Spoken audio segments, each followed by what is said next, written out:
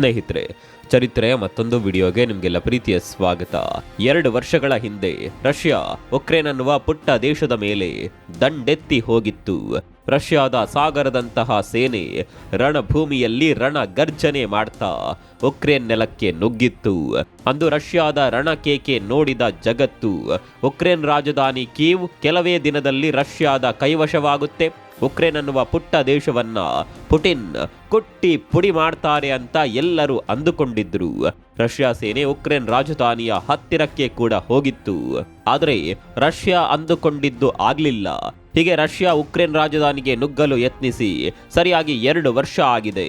ಈಗ ಪರಿಸ್ಥಿತಿ ಎಲ್ಲಿವರೆಗೆ ಬಂದಿದೆ ಅಂದ್ರೆ ಉಕ್ರೇನ್ ರಷ್ಯಾದ ರಾಜಧಾನಿ ಮಾಸ್ಕೋದ ಮೇಲೆ ದಾಳಿ ಮಾಡಿಬಿಟ್ಟಿದೆ. ಹೌದು, ಪುಟಿನ್ ನೆಲೆಸಿರುವ ಅರಮನೆ ಮೇಲೆ ಉಕ್ರೇನ್ ಡ್ರೋನ್ ದಾಳಿ ನಡೆಸಿದೆ. ಆಗಸ್ಟ್ನ ಆರಂಭದಲ್ಲಿ ರಷ್ಯಾದ ನೆಲದೊಳಗೆ ನುಗ್ಗಿದ ಉಕ್ರೇನ್ ಈಗ ರಷ್ಯಾದ ಒಂದೊಂದೇ ಭಾಗಗಳನ್ನ ಆಕ್ರಮಣ ಮಾಡ್ತಾ ಇದೆ. ಈ ನಡುವೆ ರಷ್ಯಾ ರಾಜಧಾನಿ ಮೇಲೆ ಕೂಡ ಗುರಿ ಇಟ್ಟು ಬಿಟ್ಟಿದೆ.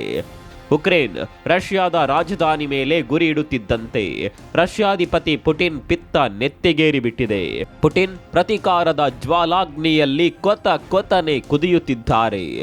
ರಷ್ಯಾ ಯಾವ ಕ್ಷಣದಲ್ಲಿ ಬೇಕಿದ್ರೂ ಪ್ರತೀಕಾರ ತೀರಿಸಿಕೊಳ್ಳಬಹುದು.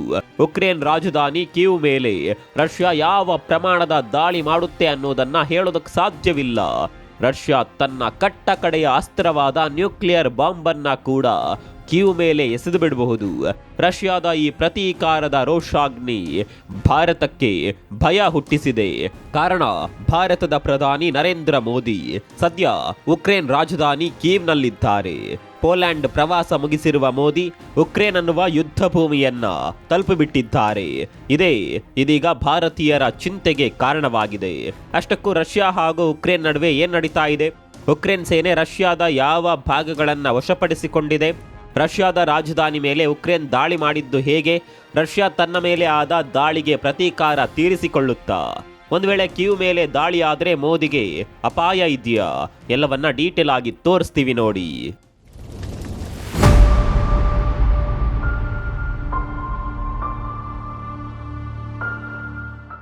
ದಾಳಿ ಇದು ರಷ್ಯಾ ಯಾವತ್ತೂ ಕೂಡ ಊಹೆ ಮಾಡದ ದಾಳಿ.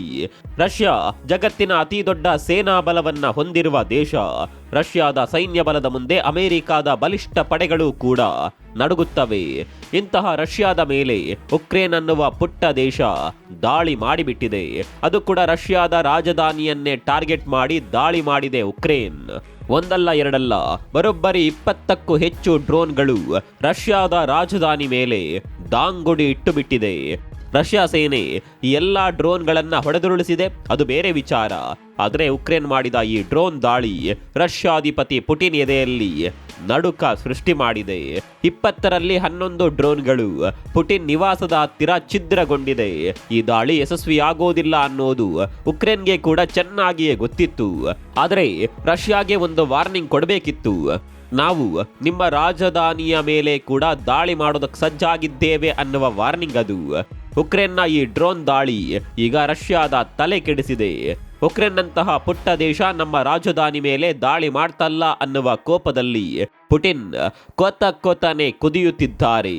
ಇಂತಹ ದಾಳಿಯನ್ನ ನಾವು ಈ ಹಿಂದೆ ಕೂಡ ಎದುರಿಸಿದ್ದೇವೆ. ಇಂತಹ ದಾಳಿಗಳಿಗೆ ಯಾವ ರೀತಿಯ ಉತ್ತರ ಕೊಡಬೇಕು ಅನ್ನೋದು ನಮಗೆ ಚೆನ್ನಾಗಿಯೇ ಗೊತ್ತಿದೆ.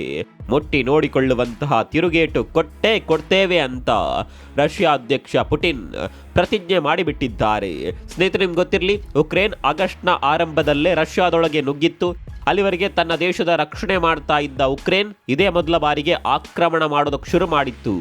ರಷ್ಯಾದ ಕರ್ಕ್ಸ್ ಅನ್ನುವ ನಗರದ ಮೇಲೆ ದಾಳಿ ಮಾಡಿದ ಉಕ್ರೇನ್ ಸೇನೆ ಆ ನಗರವನ್ನ ಇಲ್ಲಿವರೆಗೆ ತನ್ನ ವಶದಲ್ಲೇ ಇರಿಸಿಕೊಂಡಿದೆ.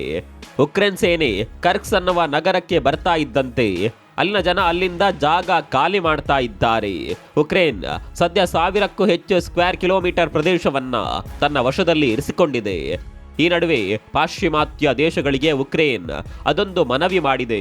ನಿಮ್ಮ ವೆಪನ್ಗಳನ್ನ ರಷ್ಯಾದ ಮೇಲೆ ದಾಳಿ ಮಾಡಲು ಬಳಕೆ ಮಾಡಲು ಅವಕಾಶ ಕೊಡಿ. ನಮ್ಮ ಶಕ್ತಿ ಸಾಮರ್ಥ್ಯ ಏನು ಅನ್ನೋದನ್ನ ನಾವು ಆಗ ತೋರಿಸ್ತೀವಿ ಅಂತ ಉಕ್ರೇನ್ ಹೇಳಿದೆ. ಸ್ನೇಹಿತರೆ, ನಿಮಗೆ ಗೊತ್ತಿರಲಿ, ಅಮೆರಿಕ, ಬ್ರಿಟನ್ ಸೇರಿದಂತೆ ಹಲವು ದೇಶಗಳು ಉಕ್ರೇನ್ಗೆ ತಮ್ಮ ವೆಪನ್ಗಳನ್ನ ರವಾನೆ ಮಾಡಿದೆ. ಈ ದೇಶಗಳಿಂದ ಖರೀದಿ ಮಾಡಿದ ವೆಪನ್ಗಳು ಕೂಡ ಉಕ್ರೇನ್ನ ಬಳಿ ಇದೆ. ಆದರೆ ಈ ವೆಪನ್ಗಳನ್ನ ದೇಶದ ರಕ್ಷಣೆಗೆ ಮಾತ್ರ ಬಳಕೆ ಮಾಡಬೇಕು ಅನ್ನುವ ಷರತ್ತು ಇದೆ. ಯಾವುದೇ ಕಾರಣಕ್ಕೂ ಈ ವೆಪನ್ಗಳನ್ನ ದಾಳಿ ಮಾಡಲು ಬಳಕೆ ಮಾಡುವಂತಿಲ್ಲ. ಈ ಷರತ್ತು ಉಕ್ರೇನ್ಗೆ ಹಿನ್ನಡೆಯಾಗಿದೆ. ರಷ್ಯಾದ ಮೇಲೆ ದಾಳಿ ಮಾಡೋದಕ್ಕೆ ಅಮೆರಿಕ ಹಾಗೂ ಬೇರೆ ದೇಶಗಳ ವೆಪನ್ಗಳನ್ನ ಬಳಕೆ ಮಾಡಲು ಸಾಧ್ಯವಿಲ್ಲ. ಒಂದು ವೇಳೆ ಆ ಅವಕಾಶ ಸಿಕ್ಕಿದ್ರೆ ಈ ಯುದ್ಧದ ಚಿತ್ರಣವನ್ನೇ ಬದಲಾಯಿಸಿ ಬಿಡ್ತಾ ಇದ್ವಿ ಅಂತ ಉಕ್ರೇನ್ ಅಧ್ಯಕ್ಷ ಆರ್ಭಟ ಮಾಡ್ತಾ ಇದ್ದಾರೆ.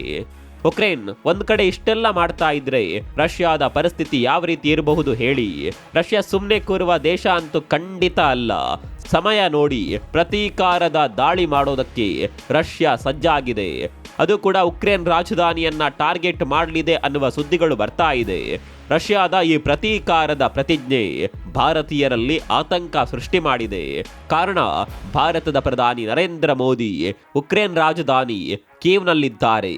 ಇಂತಹ ಸಂದರ್ಭದಲ್ಲೇ ರಷ್ಯಾ ಉಕ್ರೇನ್ ಮೇಲೆ ದಾಳಿ ಮಾಡಿದ್ರೆ ಏನ್ ಕತೆ ಅಂತ ಭಾರತೀಯರಲ್ಲಿ ಭಯ ಶುರುವಾಗಿದೆ. ಯುದ್ಧ ಭೂಮಿಯಲ್ಲಿ ಮೋದಿ ಇದ್ದಾರೆ. ಮೋದಿ ಉಕ್ರೇನ್ ಭೇಟಿಯಿಂದ ರಷ್ಯಾ ಮೊದಲೇ ಕೋಪಗೊಂಡಿರುತ್ತೆ. ತನ್ನ ಶತ್ರು ದೇಶದ ಪ್ರವಾಸ ಮಾಡಿದ್ದಾರೆ ಅನ್ನುವ ವೈಮನಸ್ಸು ಸ್ವಲ್ಪವಾದರೂ ರಷ್ಯಾಗೆ ಇದ್ದೇ ಇರುತ್ತೆ. ಅದು ಕೂಡ ಪರಿಸ್ಥಿತಿ ತೀರಾ ಹದಗೆಟ್ಟಿರುವ ಸಂದರ್ಭದಲ್ಲಿ ಮೋದಿ ಉಕ್ರೇನ್ಗೆ ಭೇಟಿ ನೀಡಿದ್ದಾರೆ. ಸ್ನೇಹಿತರೆ, ಇಲ್ಲಿ ಮತ್ತೊಂದು ವಿಚಾರ ನಿಮಗೆ ಗೊತ್ತಿರಬೇಕು. ಉಕ್ರೇನ್ನ ಇತಿಹಾಸದಲ್ಲೇ ಇದೇ ಮೊದಲ ಬಾರಿಗೆ ಭಾರತೀಯ ಪ್ರಧಾನಿಯೊಬ್ಬರು ಭೇಟಿ ನೀಡ್ತಾ ಇರೋದು. ಹಾಗಾದ್ರೆ ಪ್ರಧಾನಿ ಮೋದಿ ಇರುವಾಗಲೇ ರಷ್ಯಾ ದಾಳಿ ಮಾಡಿ ಬಿಡಬಹುದಾ ಅಂತ ಕೇಳಿದ್ರೆ ಅದು ಅಷ್ಟು ಸುಲಭದಲ್ಲಿ ಸಾಧ್ಯವಿಲ್ಲ. ಮೋದಿ ಉಕ್ರೇನ್ಗೆ ಭೇಟಿ ನೀಡಿದ್ರು. ಭಾರತ ಹಾಗೂ ರಷ್ಯಾದ ನಡುವಿನ ಸಂಬಂಧ ಹಿಂದಿನ ರೀತಿಯೇ ಇದೆ. ಭಾರತ ಹಾಗೂ ರಷ್ಯಾದ ಸ್ನೇಹವನ್ನ ಯಾರಿಂದಲೂ ಮುರಿಯೋದಕ್ಕೆ ಸಾಧ್ಯವಿಲ್ಲ. 6 ವಾರದ ಹಿಂದೆ ಮೋದಿ ಪುಟಿನನ್ನ ಕೂಡ ಭೇಟಿಯಾಗಿದ್ರು ಅನ್ನೋದು ನಿಮ್ಗೆ ಗೊತ್ತಿರಬೇಕು. ಹೀಗೆ ಒಂದ್ ಕಡೆ ಉಕ್ರೇನ್ ಹಾಗೂ ರಷ್ಯಾದ ನಡುವೆ ಸಮಸ್ಯೆ ಬಿಗಡಾಯಿಸಿದ್ರೆ ಮತ್ತೊಂದ್ ಕಡೆ ಅಮೆರಿಕ ಚೀನಾದ ಮೇಲೆ ಟಾರ್ಗೆಟ್ ಇಟ್ಟಿದೆ. ಬೈಡನ್ ಅಧಿಕಾರದಿಂದ ಇಳಿಯೋದಕ್ಕಿಂತ ಮುಂಚೆ ಅದೊಂದು ದೊಡ್ಡ ನಿರ್ಧಾರವನ್ನ ತೆಗೆದುಕೊಂಡು ಬಿಟ್ಟಿದ್ದಾರೆ.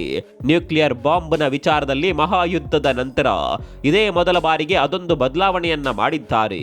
ಏನಪ್ಪ ಆ ಬದಲಾವಣೆ ಅಂತ ಕೇಳಿದ್ರೆ, ಒಂದು ವೇಳೆ ಚೀನಾ, ರಷ್ಯಾ, ಉತ್ತರ ಕೊರಿಯಾ ಈ ದೇಶಗಳಲ್ಲಿ ಯಾವುದಾದ್ರೂ ಒಂದು ದೇಶ ಅಥವಾ 3 ದೇಶಗಳು ಸೇರಿಕೊಂಡು ಅಮೆರಿಕದ ಮೇಲೆ ಸಣ್ಣದೊಂದು ಮಿಸೈಲ್ ದಾಳಿ ಮಾಡುವ ಯೋಚನೆ ಮಾಡಿದ್ರು. ಅಮೆರಿಕ ತಡ ಮಾಡದೆ ಆ ದೇಶಗಳ ಮೇಲೆ ನ್ಯೂಕ್ಲಿಯರ್ ದಾಳಿ ಮಾಡಬೇಕು. ಅದು ಕೂಡ ಪಿನ್ ಪಾಯಿಂಟ್ ಅಕ್ಯುರಸಿಯಲ್ಲಿ ಆಗುವ ದಾಳಿ. ಅಂದ್ರೆ ಚೀನಾದ ರಾಜಧಾನಿ ಮೇಲೆ ದಾಳಿ ಮಾಡಬೇಕು ಅಂತ ಟಾರ್ಗೆಟ್ ಇಟ್ರೆ ಟಾರ್ಗೆಟ್ ಪಿನ್ ಪಾಯಿಂಟ್ ನಲ್ಲಿ ಫಿನಿಶ್ ಆಗಬೇಕು. ಆ ರೀತಿಯ ದಾಳಿ ಅದು. ಅಮೆರಿಕ ಮಹಾಯುದ್ಧದ ನಂತರ ನ್ಯೂಕ್ಲಿಯರ್ ಬಾಂಬ್ನ ವಿಚಾರದಲ್ಲಿ ಕೆಲವೊಂದು ನಿಯಮಗಳನ್ನ ತಾನೇ ಮಾಡಿಕೊಂಡಿತ್ತು. ಆದರೆ ಈಗ ಆ ನಿಯಮವನ್ನ 3 ದೇಶಗಳ ವಿಚಾರದಲ್ಲಿ ಬದಲಾವಣೆ ಮಾಡಿಕೊಂಡಿದೆ. ಒಂದು ವೇಳೆ ಅಮೆರಿಕದ ಮೇಲೆ ಈ 3 ದೇಶಗಳು ಸಣ್ಣದೊಂದು ದಾಳಿಯ ಯೋಚನೆ ಮಾಡಿದ್ರು ಸಾಕು, ಅಮೆರಿಕ ಈ ದೇಶಗಳ ಮೇಲೆ ನ್ಯೂಕ್ಲಿಯರ್ ಬಾಂಬ್ ಅನ್ನ ಸಿಡಿಸಿಬಿಡುತ್ತೆ. ಅಮೆರಿಕದ ಈ ನಿರ್ಧಾರವನ್ನ ನೋಡಿ ಚೀನಾ, ರಷ್ಯಾ ಹಾಗೂ ಉತ್ತರ ಕೊರಿಯಾದಲ್ಲಿ ಭಯ ಆವರಿಸಿದೆ. ಅದರಲ್ಲೂ ಚೀನಾ ಈ ವಿಚಾರದ ಬಗ್ಗೆ ತೀವ್ರ ಕಳವಳ ವ್ಯಕ್ತಪಡಿಸಿದೆ. ಚೀನಾ ಸಾಮಾನ್ಯವಾಗಿ ಯಾವುದಕ್ಕೂ ಅಷ್ಟೊಂದು ಭಯ ಪಡೋದಿಲ್ಲ. ಆದರೆ ಇದೇ ಮೊದಲ ಬಾರಿಗೆ ಅಮೆರಿಕ ಅಂದ್ರೆ ಭಯ ಶುರುವಾಗಿ ಬಿಟ್ಟಿದೆ. ಯಾವಾಗ ಏನಾಗುತ್ತೋ ಅನ್ನುವ ಭಯ ಚೀನಾವನ್ನ ಕಾಡ್ತಾ ಇದೆ. ಅದೇನೇ ಇರಲಿ, ಜಗತ್ತಿನ ಮೂಲೆ ಮೂಲೆಯಲ್ಲಿ ಬರೀ ಯುದ್ಧದ ವಾತಾವರಣವೇ ಇದೆ. ಮುಂದೆ ಅದೇನೆಲ್ಲ ಆಗುತ್ತೋ ಗೊತ್ತಿಲ್ಲ. ಈ ವಿಚಾರದ ಬಗ್ಗೆ ನಿಮ್ಗೆ ಏನನ್ಸುತ್ತೆ? ಕಾಮೆಂಟ್ ಮಾಡಿ.